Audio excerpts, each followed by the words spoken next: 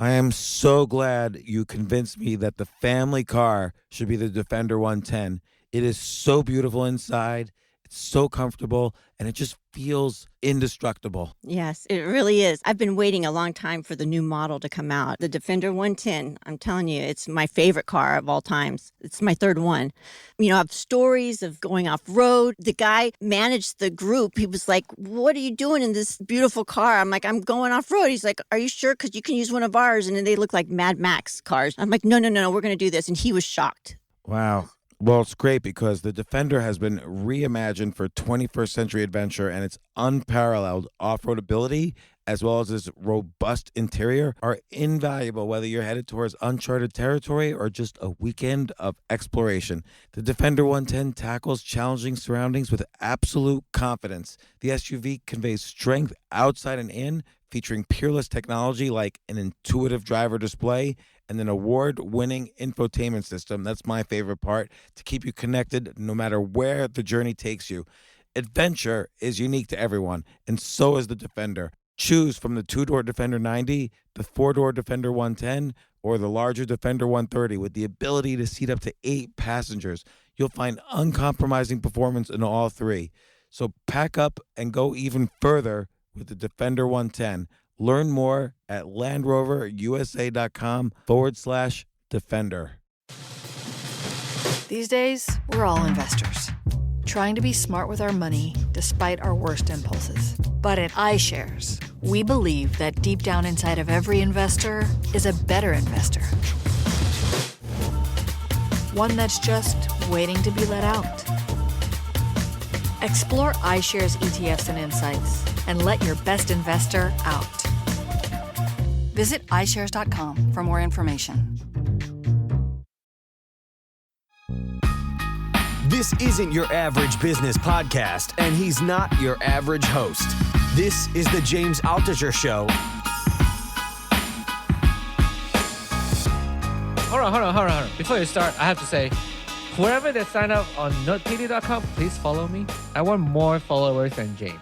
You deserve more followers than me, really, Jay. I know. Because your lists are always interesting and Funny. By the way, Robin's lists always outperform mine. Like, she gets more likes than mine. She wrote a list of the doomsday portfolio, like what stocks to buy for the end of the world, and I think those stocks have been doing pretty well. Yeah, So- and I was there was a time when during the beta version, I can see the followers. I can see who ranked number one, and mine, Jay, it's always at the top. Yeah, but And then- that's because the only users of the site were the developers, and they Yep. And the people you invited, your friends. Yeah. So you And were all tricking the those- system. all the developers are like from Malaysia, so they're like your neighbors from when you were growing up. So I have to call them. Hey, can you follow me on notepd.com, please? And then that's how we talk in Malaysia.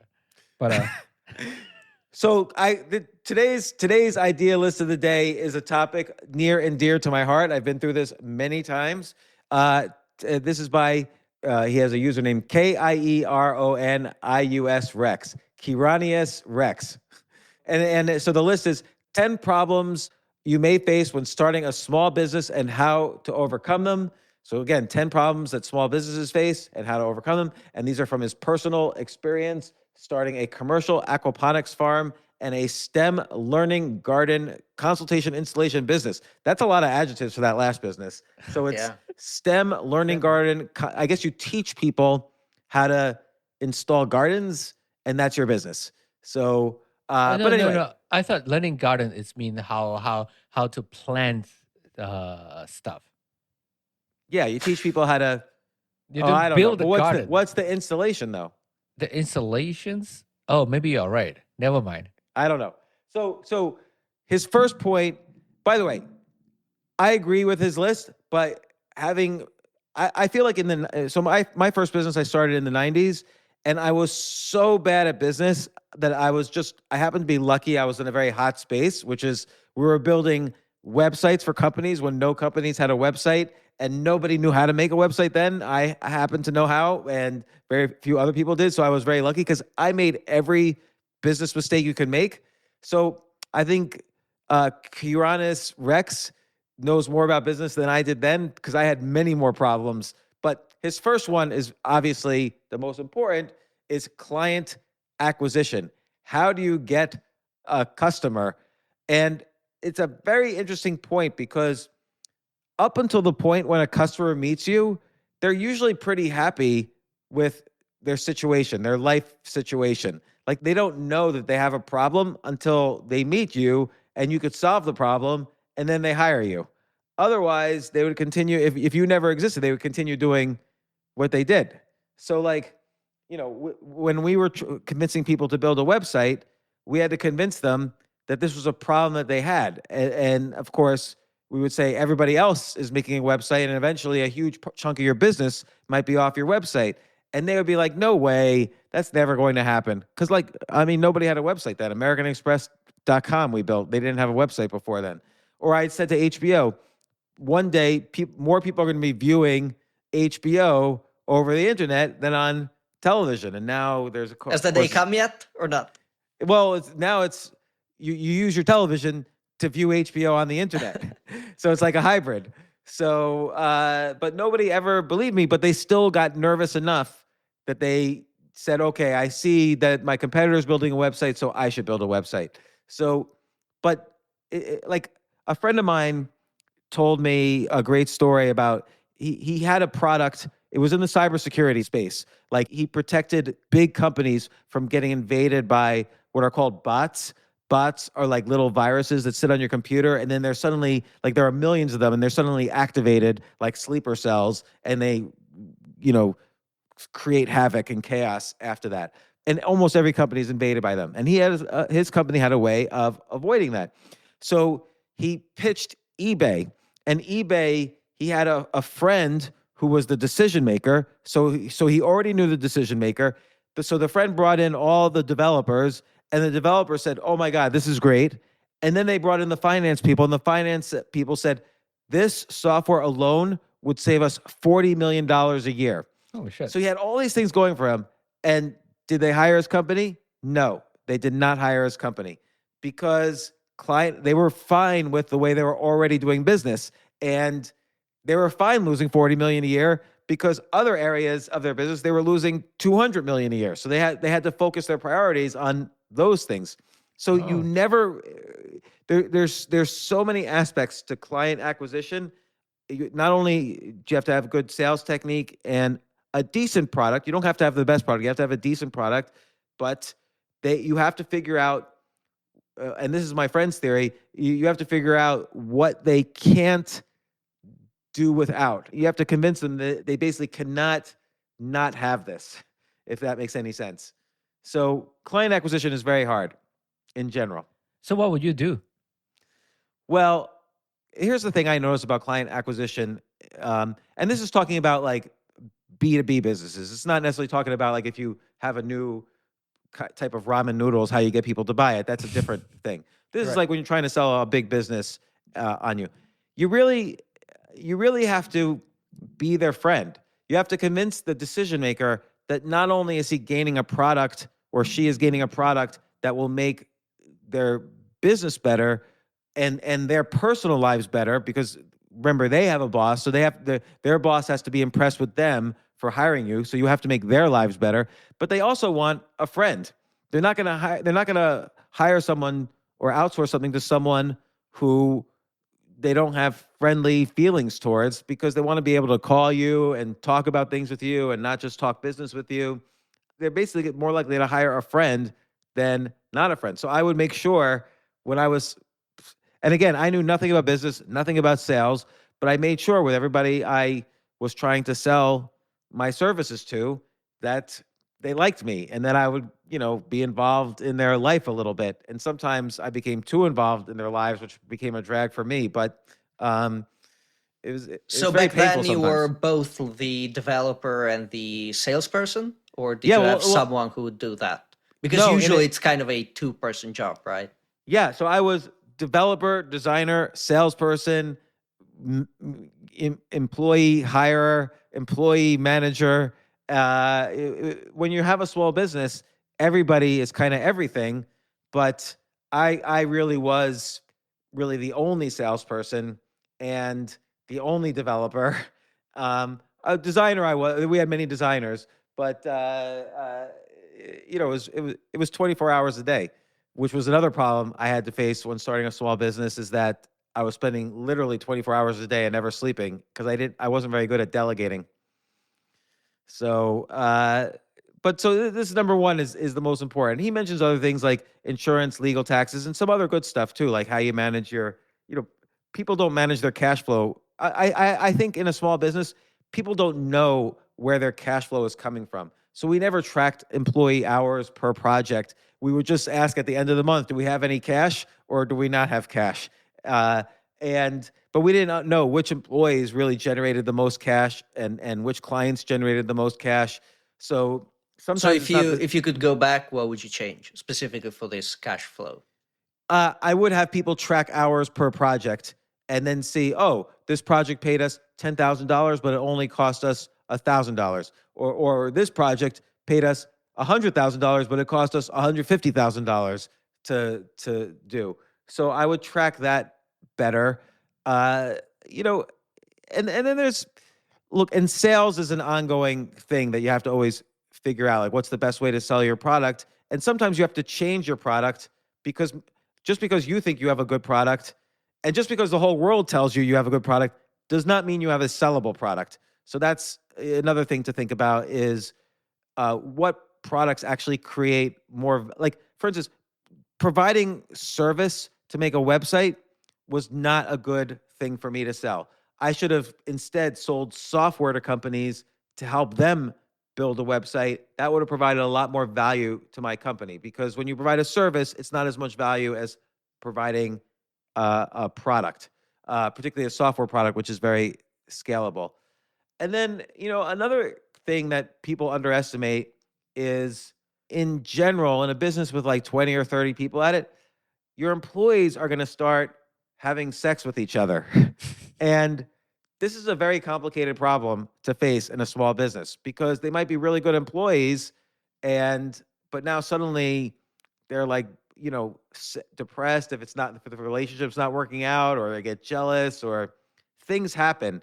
And managing employees once it starts to get between more than like 5 or 6 employees, I think is a very hard thing. We're solving the problem now with the remote working. Right. That remote work is great. Like, that is like the answer to a lot of these problems. Wait, so James, do you have anyone that cheated on their wife or a spouse when they work for you?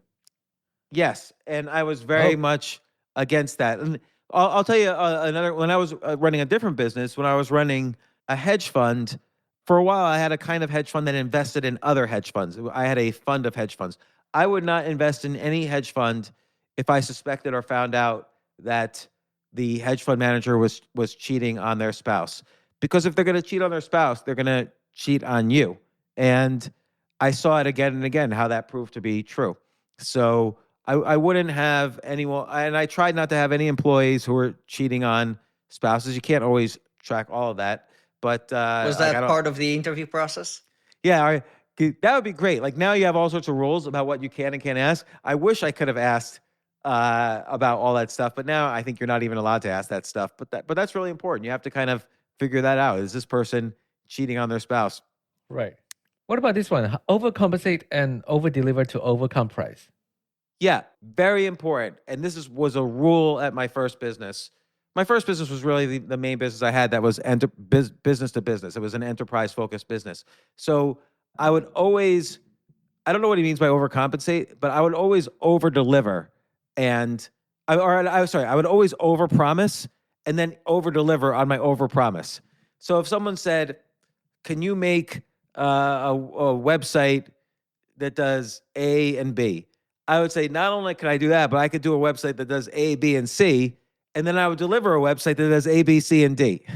Because then you just never lose them as customers if you consistently overpromise and overdeliver. And some people say to me when I say this, some people say, don't you mean underpromise and overdeliver? And I say, no, because when you're underpromising, you're lying, because it's a way to kind of set their expectations low so that you overdeliver just by doing your normal activity.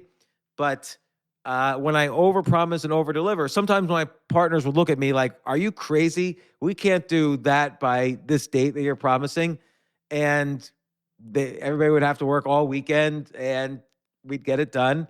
But look, we were a small business, and when you're a small business and you have competition, that's the way you stand out. The word of mouth gets around about the people who overpromise and overdeliver.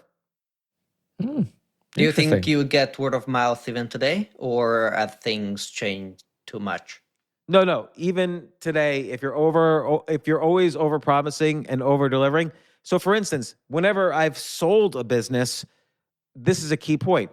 Because not only when you selling a business is very difficult. And I don't like to invest, for instance, in companies where the CEO hasn't previously sold a business, because it's a skill all by itself. And when I sell a business, I always make sure I have some feature or aspect or product of my business that I haven't released yet, that I release the day we're fully sold into another business, because then it keeps your buyers from having buyer's remorse.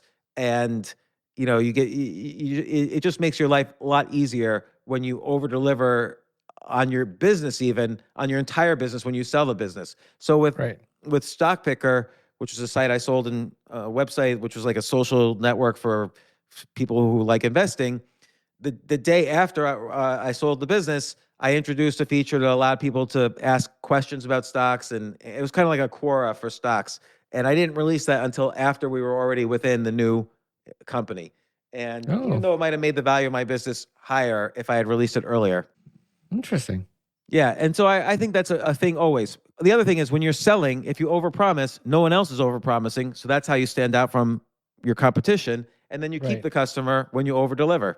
So now, but eventually I'll tell you how, though. Eventually you lose the customer because you can't constantly exceed expectations.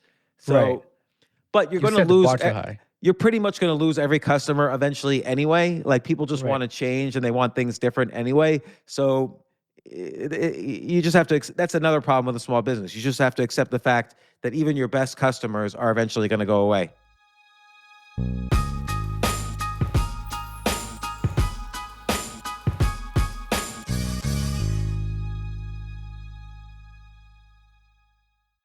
You know what I love about fantasy sports is that even though I'm not going to be a great basketball player or a baseball player or a football player or whatever, I feel like I get to participate and make decisions and use my knowledge of these different leagues or these different sports to compete. So it's like I can pick my team, or I can pick my favorite players, and I could use my knowledge to make predictions and maybe even make money. So with the basketball season here, you can now pick combo projections across football and basketball from the Specials League on Prize Picks. This is a league created specifically for combo projections that include two or more players from different sports or leagues. Want to play alongside some of Prize Picks' favorite players like rapper Meek Mill and comedian Andrew Schultz, who's also been a guest on this podcast, and I've been a guest on his? You can now find community plays under the promos tab of the app to view entries for some of the biggest names in the Prize Picks community each week. Look, Prize Picks even offers a reboot policy so that your entries stay in play even if one of your players gets injured. For football and basketball games, if you have a player who exits the game in the first half and does not return in the second, that player is rebooted. Prize Picks is the only daily fantasy sports platform with an injury insurance policy. What? So I love playing it. I love anywhere where I can use analytical ability with my interests to demonstrate some skill and maybe make some money. And I like the game like aspect. I do wish they had chess as a category on prizepicks.com, but I'll settle for what they've got. Maybe I should make my own fantasy chess league. But in any case, I love Prize Picks. Go to prizepicks.com/James. Use code James for a first deposit match up to $100. That's the easiest $100 you're ever going to make. So that's prizepicks.com/James and use code James. Daily fantasy sports made easy.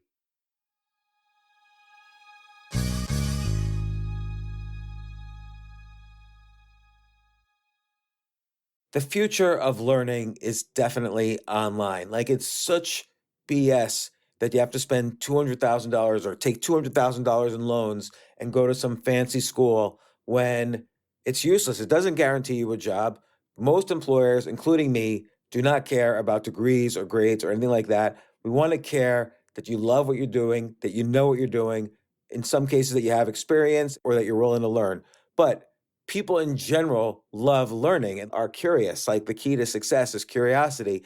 And I think masterclass.com is the perfect model for online learning. I'm really happy they're sponsoring this episode. If you're going to give a gift, give the gift of learning. Masterclass makes a meaningful gift this season for you and anyone on your list because both of you can learn from the best to become your best, from leadership to effective communication to cooking. Let me tell you some of the classes I've taken. I've taken comedy from Steve Martin. I mean, can you believe I can take a class from Steve Martin on comedy, or Judd Apatow, my favorite comedy director? I could take an actual class from him on writing. Wolfgang Puck on cooking. Dan Brown on writing, or Judy Bloom, who's been on this podcast, on writing. By the way, Wolfgang Puck also has been on this podcast. It's such a pleasure. I try to take classes all the time from masterclass.com. And whether you're watching Masterclass on TV or listening in audio mode in the app or on their site, the quality speaks for itself. It's like these masterclass instructors are your own personal mentors that are going to help you reach the next level. How much would it cost to take one-on-one classes on comedy from Steve Martin or on chess from Gary Kasparov? You just wouldn't be able to do it. But it would cost hundreds of thousands of dollars. With a masterclass annual membership, it's $10 a month. Memberships start at $120 a year for unlimited access to one-on-one classes with all 180 plus masterclass instructors. So it's not just $120 for one instructor. You get all 180 plus masterclass instructors.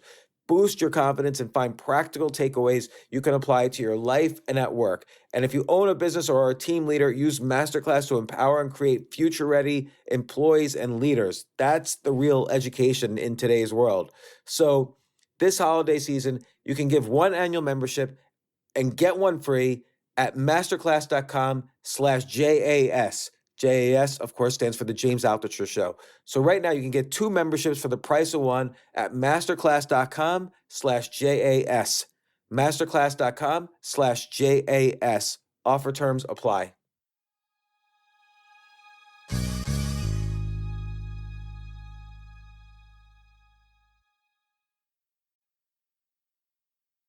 So if you were to add something to this list, what would you add? Managing employees. You have to know when to use them, when to lose them, when to fire them, when to, sometimes employees get what I call is, you have to be very aware of the stairwells right outside your business, because that's where the employees kind of congregate to talk about you. And so you have to be very aware of who's hanging out in the stairwells, because they get what I call the disease. The disease is they're somewhat disgruntled with either the business or the managers or the customers or whatever. And once you get the disease, it's hard to get rid of it unless you're fired. And you spread the disease to the other employees very quickly. The employee disease is very contagious. So you have to really manage your employees very well. So the way I think about it is, I always manage employees to surpass me. So I always assume eventually they're going to quit and start a competitor to me. And that's a good way to manage them, because it means their skills are going to be better than yours eventually. And so it's great to have a bunch of employees whose skills are on their way to being better than yours. And look, you just have to face the fact that eventually they're going to quit anyway at some point. And Right. by managing in such a way that that they're going to quit with superior skills to you, you won't get as upset when they do quit. Like, I had a bunch of employees who were great, who eventually quit to start their own business. And my partners were so upset that our best employees quit. But I treated them with a lot of respect when they quit, and I referred customers to them, and they eventually referred customers to us. So, if you treat people well, what goes around comes around. Do you think you picked this employees well from the beginning, or did you manage to groom them and teach them a lot? Do you think there's some sort of kind of nature or nurture when it comes to this? It's both, because you could hire people who have a lot of potential, but they might not know the area.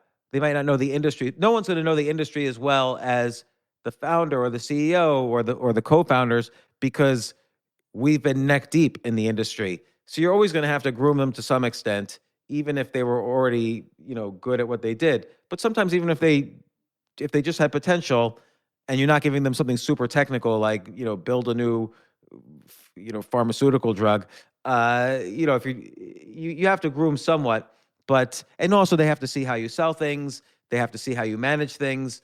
You want them to eventually have CEO potential. So there's always going to be some grooming, but there's a lot that's nature too, because you could avoid people who are, who just put on a good interview, but they're actually really bad at follow through and responsibility. I'm really bad at follow through, so I definitely don't want to hire someone like me. So yeah, you have to be aware of your own weaknesses so you can hire people to. A lot of people hire people like them, but that's the biggest mistake you can make. I want to hire people the opposite of. I can already do what I do. I want to hire people the opposite of me to some extent as well. Do you have any trick to weed out bad people from interviews? Like something that you think it's a red flag or something like that? To be honest, I don't. I feel this is one of my problems, which is that because I'm a salesman, I'm more focused on wanting people to like me than me deciding if I like others. And I can't get rid of that habit without maybe getting rid of my sales ability. So I'm not really the best person and everybody seems great to me when I interview them because I'm trying to get them to like me. I just can't, that's my instinct. And so I don't have a way to do that. So, but other people do. Like other people say, oh, this person seems no good. I'm like, oh no, they seem fine to me. They seem great. Like, nah, something rubs me the wrong. Those usually the other people are right about that. I'm a poor judge of people. Okay, then from now on, I'll make sure I'll be doing the interviews. Yes, you do all the interviews for Notepad, and that will be fine with me. I'm zero. I don't want to say I have zero ability at it, but it took me a good 15 years at least, maybe more, before I started having a sense of, oh, this is a person I shouldn't work with. I would say 15 years. Wow. Yeah, from let's say 1995 was the first time I hired anybody for anything, and it was maybe till 2012 or 2013 or even 2016.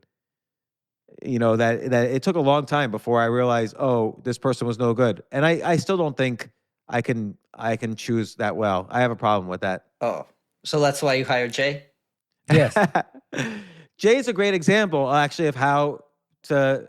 First off, Jay is a full partner in he's the producer of the podcast. He's a full partner in it, and that was Jay's dog. Jay is fighting on Jay's dog is fighting on Jay's behalf right now.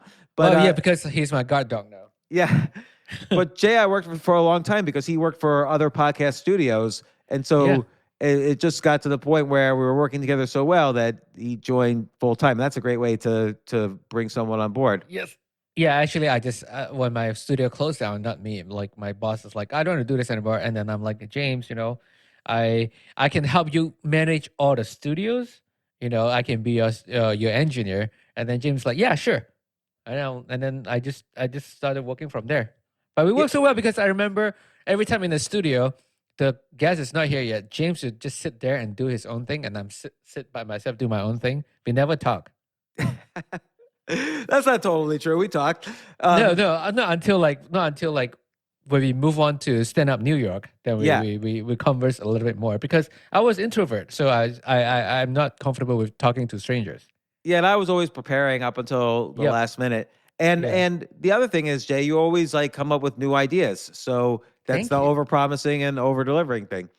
I'll tell you one more issue, or there's a million issues actually. I'll make my own list on Notepad with this, but this is an odd issue. But people don't realize how important it is to have a good landlord, because let's say your landlord doesn't like you. There's lots of problems you could have. I'll give you one example.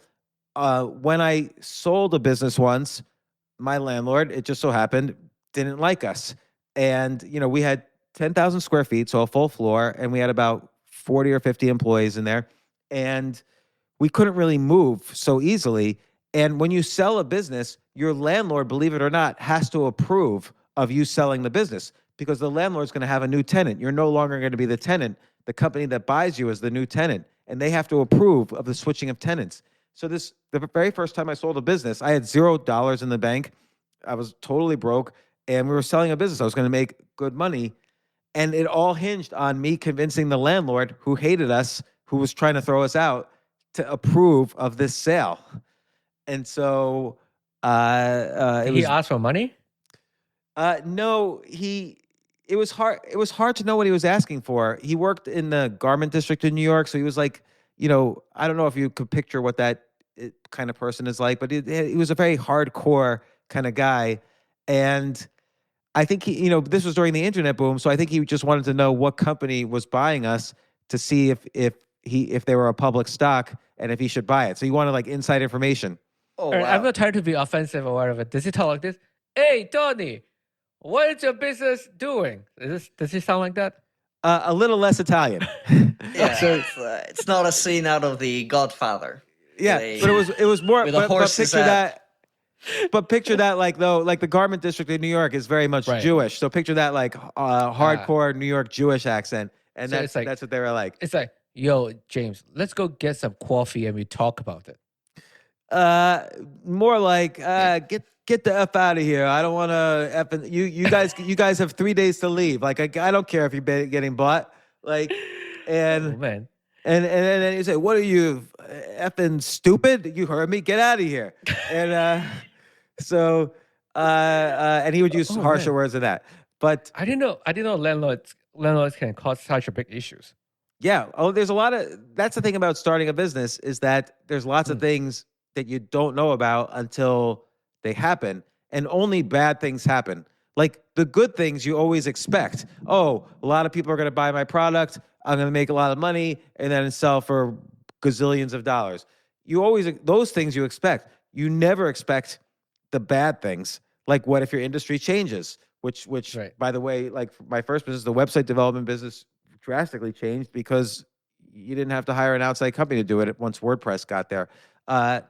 You had to do, you never expect that you're going to arrive at a customer's office and you're not going to be able to figure out how to use their computer. Like one time, I may have told this story on the podcast before, but one time I was pitching Tupac's mom on doing a website for Tupac after he passed away. And I'm in his manager's office. His manager had an IBM PC, and I had never used a PC. I'd only used either Apple machines or Unix machines. And so I literally did not know how to turn on his computer. And he just laughed me out of the office. And then all the employees, this was going to be a big deal. All the employees gathered around when I got there, and they, everybody wanted to know what happened because that's how we were going to meet payroll. And I just said, let's just say we're going to have no problems meeting payroll. And because I ended up paying the payroll that month. So they didn't need to know the details. But, there's lots of problems. I'm going to make my own list. But this guy, Kiranis Rest, he came up with a good, solid list, too, though, of 10 problems you may face when starting a small business and how to overcome them. And I don't know if how much you guys have been involved. Like, Jay, you see the startup side from my side. And, Paulo, I don't know how many startups you've been involved in. But I don't know, anything else you want to add to these lists? I mean, not me, because like I heard all the stories, but like it's different than when you're experiencing it. When you're experiencing it, it's actually like like in your mind the whole time. But no, not that I have. What about you, Paolo? Oh yeah, like you said, experiencing all the problems in real life now. Right. So that's, Yeah. Wait. What about AI? Does AI know what's up with? Oh yeah, Paulo, you creating a said you business? asked AI this question. And by the way, for anybody listening, if we haven't already released it, we're releasing. If you start your idea list and you need artificial intelligence to fill out the rest of your ideas, we have worked with an AI engine and combined it with what we're doing with Notepad, NOTEPD.com, and we have a really good AI engine that can finish your idea. So what did you ask the AI? yeah. So basically, I asked it to complete the idea list that we started off with. So about this these problems. I think I sent you an email with what the AI recommended. Maybe can you read it? Yeah. So it said, oh, this is a really good one. Don't be afraid to ask for help. So this is the AI completely wording this, right? You didn't word this at all, right? You didn't edit Not it? at all 100% AI generated. So the first one is don't be afraid to ask for help. There are a lot of resources available to small business owners, but it can be difficult to know where to start. Don't be afraid to ask for help from friends, family, or other business owners. That is extremely valuable. Sometimes even your competitors they're like your frenemies. You could even go to them and say, "What do you do in this situation?" That became much more useful than I thought it would be. So there's a couple of these. We'll post this one. Oh, this is obviously a really strong one that I'm not so good at, but network, network, network. One of the best things you can do for your small business is to network with other business owners, attend events, meetups, and webinars to expand your network.